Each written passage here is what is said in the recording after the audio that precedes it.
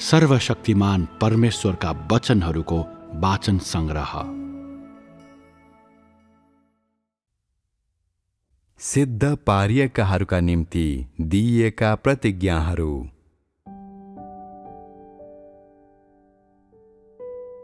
परमेश्वरले मानिसलाई सिद्ध पार्ने मार्ग के हो? यसमा के कुराहरू पर्छन्? के त परमेश्वरद्वारा सिद्ध पारिन तत्पर छस्? के त उहाँको न्याय र सजायलाई स्वीकार गर्न तत्पर छस्? तैँले यी प्रश्नहरूका बारे के जान्दछस्? यदि तँसँग यी कुराहरूबारे भन्ने कुनै कुरा छैन भने त परमेश्वरको काम थाहा पाउँदैनस् र पवित्र आत्माले तँलाई अन्तर्दृष्टि दिनुभएको छैन भन्ने प्रमाण यही हो। यस्ता मानिसहरूलाई सिद्ध पारिन असम्भव छ। तिनीहरूलाई केवल थोरै आनन्द गर्नलाई अनुग्रहको सानो अंश मात्र दिइएको छ र यो लामो समयसम्म रहने छैन। यदि मानिसहरूले परमेश्वरको अनुग्रहको आनन्द मात्र मनाउँछन् भने तिनीहरूलाई सिद्ध पारिन सकिँदैन। कोही तिनीहरूको देहमा शान्ति र आनन्द हुँदा तिनीहरूको जीवन सहज र आपद वा दुर्भाग्य बिनाको हुँदा तिनीहरूको पूरा परिवार कलह वा झमेला रहित मिलापमा रहँदा सन्तुष्ट हुन्छन् र तिनीहरूले यसलाई परमेश्वरको आशिष हो भनी विश्वास गर्न पनि सक्छन्। खासमा यो परमेश्वरको अनुग्रह मात्र हो। परमेश्वरको अनुग्रहमा आनन्द मनाउँदा मात्र तिमीहरू सन्तुष्ट हुनु हुँदैन। यस्तो सोचाइ अत्यन्त अधम सोचाइ हो। तैँले हरेक दिन परमेश्वरको वचन पढे पनि, हरेक दिन प्रार्थना गरे पनि, तेरो आत्मामा ठूलो आनन्द महसुस भए पनि र विशेष गरी शान्तिमा भए पनि, यदि तँसँग परमेश्वर र उहाँको कामको बारे, तेरो ज्ञानको बारेमा बताउने कुनै कुरा छैन र कुनै पनि कुरा अनुभव गरेका छैनस् भने तैँले परमेश्वरको वचन जति धेरै खाएको र पिएको भए पनि, यदि तैँले महसुस गर्ने कुरा भनेको आत्मिक शान्ति र आनन्द मात्र हो र तैँले परमेश्वरको वचनलाई पर्याप्त मात्रामा आनन्द मनाउन नसके जति नै अतुलनीय मिठास छ भने पनि, तर परमेश्वरको वचनहरूको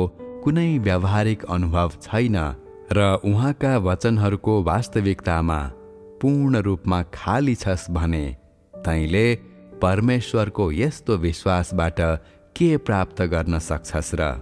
यदि तैँले परमेश्वरको वचनहरूको सारलाई जीवनमा उतार्न सकिनस् भने तैँले परमेश्वरका यी वचनहरू खाने र पिउने काम अनि तेरो प्रार्थनाहरू धार्मिक आस्था बाहेक अरू केही पनि होइन। यस्तो मानिसहरूलाई परमेश्वरले सिद्ध पारिन सक्नुहुन्न र उहाँले हासिल गर्न सक्नुहुन्न। परमेश्वरले हासिल गरिएका मानिसहरू सत्यता अनुसरण गर्नेहरू हुन्। परमेश्वरले हासिल गर्नुहुने कुरा मानिसको देह होइन, उसको अधीनमा रहेका कुराहरू होइन, तर परमेश्वरको स्वामित्वमा रहेको ऊ भित्रको भाग हो। यसैले परमेश्वरले मानिसहरूलाई सिद्ध पार्नुहुँदा तिनीहरूको देहलाई होइन, तर परमेश्वरद्वारा तिनीहरूको हृदयहरूलाई हासिल गर्न दिएर तिनीहरूको हृदयहरूलाई सिद्ध पार्नुहुन्छ।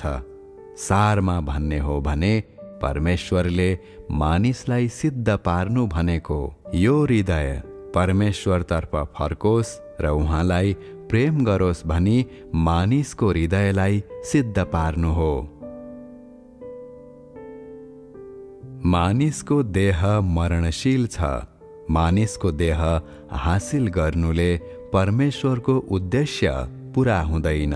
किनभने मानिसको देह निश्चय नै सडेर जान्छ र उहाँको उत्तराधिकार वा आशिषहरू प्राप्त गर्न सक्दैन।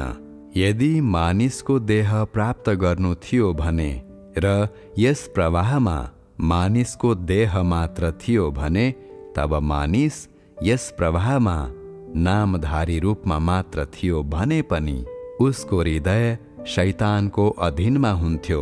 त्यसो भएको हुनाले मानिसहरू परमेश्वरको प्रकटीकरण हुन असक्षम हुने मात्र होइन, तर तिनीहरू उहाँको बोझ पनि बन्थे र परमेश्वरका चुनिएका मानिसहरू निरर्थक हुन्थे।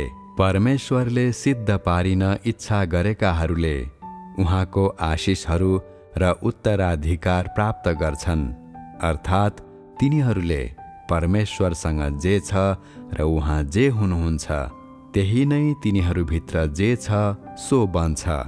तिनीहरूसँग तिनीहरूभित्र काम गरिएको परमेश्वरको वचनहरू हुन्छ। परमेश्वर जस्तो हुनुहुन्छ तिमीहरूले दुरुस्तै रूपमा ती सबै लिन सक्छौ र त्यसै मार्फत सत्यतालाई जीवनमा उतार्न सक्छौ। परमेश्वरले हासिल गर्नुभएको र सिद्ध पार्नु भएको व्यक्ति यस्तो हुन्छ।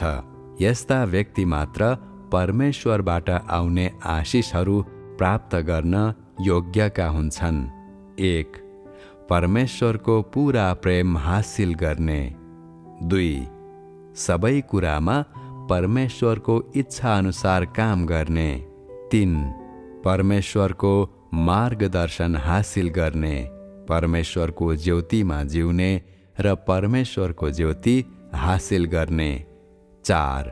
पृथ्वीमा परमेश्वरलाई मनपर्ने स्वरूप जीवनमा उतार्ने, परमेश्वरको निम्ति क्रुसमा टाँगिएर परमेश्वरको प्रेमको बदलामा मर्न योग्य पत्रुसले गरे झैं परमेश्वरलाई साँचो रूपमा प्रेम गर्ने, पत्रुसको जस्तै महिमा हासिल गर्ने।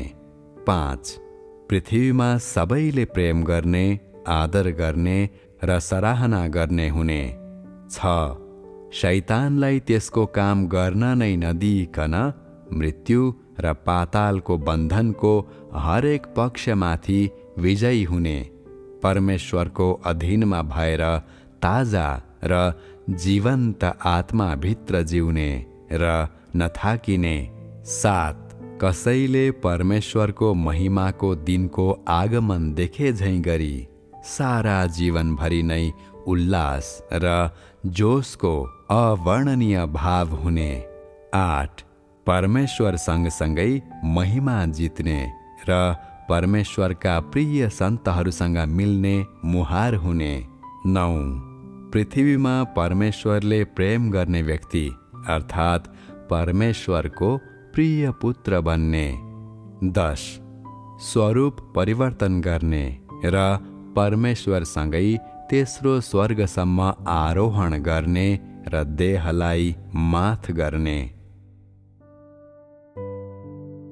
परमेश्वरका आशिषहरू प्राप्त गर्ने मानिसहरूलाई मात्र परमेश्वरले सिद्ध पार्नुहुन्छ र हासिल गर्नुहुन्छ। के तैँले हाल कुनै कुरा प्राप्त गरेको छस्? परमेश्वरले तँलाई कुन हदसम्म सिद्ध पार्नु भएको छ? परमेश्वरले मानिसलाई जथाभावी सिद्ध पार्नुहुन्न। उहाँले मानिसलाई सिद्ध पार्नुहुने कुरा शर्तात्मक हुन्छ, जसको स्पष्ट देख्न सकिने परिणामहरू हुन्छन्। कुनै मानिसले सोचे जस्तो उसले परमेश्वरमा विश्वास गरेसम्म परमेश्वरले उसलाई सिद्ध पार्नुहुने र हासिल गर्नुहुने मात्र होइन, उसले पृथ्वीमा परमेश्वरको आशिषहरू र उत्तराधिकार प्राप्त गर्न सक्छ। यस्ता कुराहरू अत्याधिक कठिन छन्। मानिसहरूको स्वरूप परिवर्तनबारे केही नभन्नु। हाल तैँले मुख्यतया खोज्नुपर्ने कुरा चाहिँ सबै कुरामा परमेश्वरले तँलाई सिद्ध पार्नु र तैँले सामना गर्ने सबै मानिसहरू, वस्तुहरू र थोकहरूद्वारा परमेश्वरले तँलाई सिद्ध पार्नु हो, ताकि परमेश्वर जे हुनुहुन्छ सो तँ भित्र बनियोस्। तैँले पहिले पृथ्वीमा परमेश्वरको उत्तराधिकार प्राप्त गर्नुपर्छ, अनि मात्र तँ परमेश्वरबाट आउने अझ धेरै र ठूलो आशिषहरू प्राप्त गर्न योग्यको ठहरिनेछस्। तैँले खोजी गर्नुपर्ने सारा कुराहरू र सबै थोकभन्दा अघि बुझ्नुपर्ने कुराहरू यी नै हुन्। जति धेरै तँ आफूलाई परमेश्वरद्वारा सिद्ध पारिन सबै कुराहरूमा खोजी गर्छस्, उति नै धेरै सबै थोकमा परमेश्वरको बाहुली देख्न सक्छस्, जसको परिणाममा तँ विविध दृष्टिकोणहरू र विभिन्न कुराहरूद्वारा परमेश्वरको वचनको अस्तित्वभित्र प्रवेश गर्न र उहाँको वचनको वास्तविकताभित्र प्रवेश गर्न सक्रियपूर्वक खोजी गर्नेछस्। पापहरू मात्र नगर्ने वा कुनै रायहरू नै नभएको, जिउनको लागि कुनै दर्शन शास्त्र बिनाको र कुनै मानव इच्छा बिनाको हुने गरी तँ यस्तो निष्क्रियताको अवस्थामा सन्तुष्ट हुन सक्दैनस्। परमेश्वरले मानिसलाई कयौं तरिकाले सिद्ध पार्नुहुन्छ। सबै कुरामा सिद्ध पार्ने सम्भावना हुन्छ, अनि उहाँले तँलाई अझ धेरै प्रशस्त हासिल गर्ने पारिन उहाँले तँलाई सकारात्मक ढाँचामा मात्र होइन, नकारात्मक ढाँचामा पनि सिद्ध पारिन सक्नुहुन्छ। हरेक दिन सिद्ध पार्ने अवसरहरू र परमेश्वरद्वारा हासिल गर्न सक्ने समयहरू हुन्छन्। केही समयको निम्ति यस्ता कुराहरू भोगेपछि तँमा ठूलो परिवर्तन आउनेछ र यसअघि अज्ञात रहेको धेरै कुराहरू तैँले स्वाभाविक रूपमा बुझ्नेछस्। अरूबाटको शिक्षा आवश्यक पर्दैन। तँलाई थाहा नभइकन नै परमेश्वरले तँलाई अन्तर्दृष्टि दिनुहुनेछ, ताकि तैँले सबै कुराहरूमा अन्तर्दृष्टि प्राप्त गर्न सकेको होस् र तँ आफ्नो सबै अनुभवभित्र विस्तृत रूपमा प्रवेश गर्न सकेको होस्। परमेश्वरले निश्चय नै मार्गदर्शन गर्नुहुनेछ, ताकि तँ दायाँ वा बायाँतिर मोडिने छैनस् र यसरी तैँले उहाँद्वारा सिद्ध तुल्याइने मार्गमा कदम राख्नेछस्। परमेश्वरबाट सिद्ध पारिने काम परमेश्वरको वचन खाएर र पिएर प्राप्त हुने सिद्धतामा सीमित हुन सक्दैन। यस्तो अनुभव ज्यादै एकतर्फी हुने थियो। यसले सिद्धतालाई एकदम थोरै समावेश गर्ने थियो र मानिसलाई केवल एउटा सानो दायरामा प्रतिबन्धित गर्न सक्थ्यो। यस्तो भएकाले यसमा मानिसलाई चाहिने आत्मिक पोषणको धेरै अभाव हुने थियो।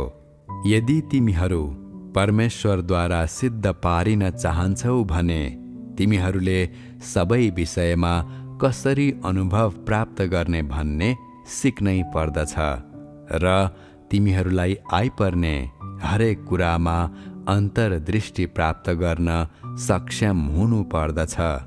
यो राम्रो होस् वा नराम्रो, यसले तँलाई फाइदा पुर्याउनु पर्छ र तँलाई नकारात्मक बनाउनु हुँदैन। जेसुकै होस्, तँ परमेश्वरको पक्षमा उभिएर मामिलाहरू विचार गर्न सक्षम हुनु पर्दछ र तिनीहरूको विश्लेषण वा अध्ययन मानिसको परिप्रेक्ष्यबाट गर्नु हुँदैन। यदि तैँले यस्तो अनुभव गरिस् भने तेरो हृदय तेरो जीवनको बोझले भरिनेछ। तँ तेरो अभ्यासलाई सजिलै विचलित हुन नदिई सधैँ परमेश्वरको अनुहारको ज्योतिमा बस्नेछस्। त्यस्तो मानिसको अगाडि उज्जवल भविष्य हुन्छ। परमेश्वरद्वारा सिद्ध हुने धेरै अवसरहरू छन्। यी सबै कुरा तिमीहरू साँचो रूपमा परमेश्वरलाई प्रेम गर्ने व्यक्ति हौ कि होइनौ र तिमीहरूसँग परमेश्वरद्वारा सिद्ध पारिन, परमेश्वरद्वारा हासिल गरिन र उहाँको आशिष र उत्तराधिकार प्राप्त गर्न दृढ सङ्कल्प छ कि छैन भन्ने कुरामा भर पर्छ। दृढ सङ्कल्प मात्र पर्याप्त छैन, तिमीहरूसँग धेरै ज्ञान हुनुपर्दछ, अन्यथा तिमीहरू सधैँ आफ्नो अभ्यासमा विचलित भइरहेका हुनेछौ। परमेश्वर तिमीहरू प्रत्येक र हरेकलाई सिद्ध गर्न इच्छुक हुनुहुन्छ।